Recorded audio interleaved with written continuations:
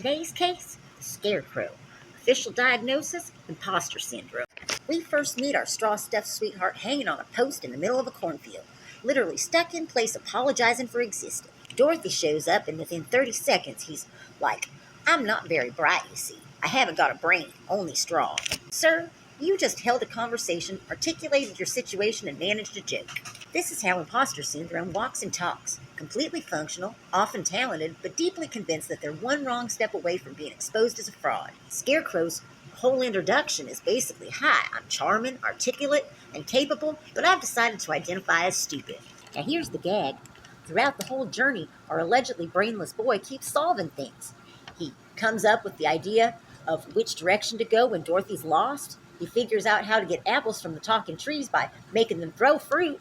And he helps strategize how to break into the witch's castle. Meanwhile, he's constantly narrating, "Goodness, I'm not very smart." This is like the student who tutors half the class, aces every essay, and then says, "I just got lucky." Scarecrow's behavior screams, "I've got a functioning brain," but his story whispers, "I'm an idiot." And when our behavior and our story conflict, most of us believe the story.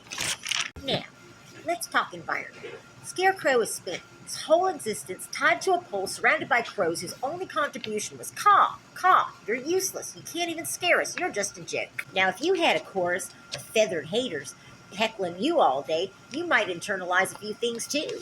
He has never been asked what he thinks, what he wants, or what he can do. He's been told his job description is to stand still and be scared. And when that doesn't work, he doesn't question the job description, he questions himself. That's the dangerous part.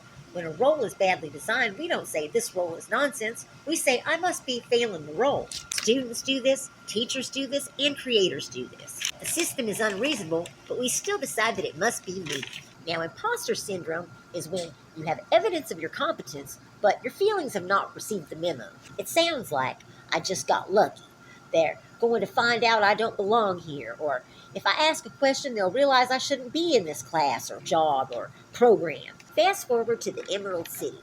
In this great and powerful tomfoolery, he hands the Scarecrow a diploma and says, essentially, "You were always fine, but here, have some paperwork to prove it." And suddenly, our boy is quoting math and logic like he's been tenured for 20 years. Now, does that piece of paper directly implant a brain? No. What it does is give him permission to believe what has been true the whole time, that he is capable of reasoning and problem solving. This is the satire of half our institutions right there. You do the work, you survive the journey, you learn by experience, and only when some authority hands you a certificate are you suddenly allowed to call yourself smart. The diploma doesn't create competence, it names it. So what did we learn from Scarecrow's file? First, that calling yourself dumb doesn't necessarily make you humble. It might mean that you memorize somebody else's opinion of you. Second, that evidence beats feeling. And third, that external validation can be helpful, but they are not the origin of our work.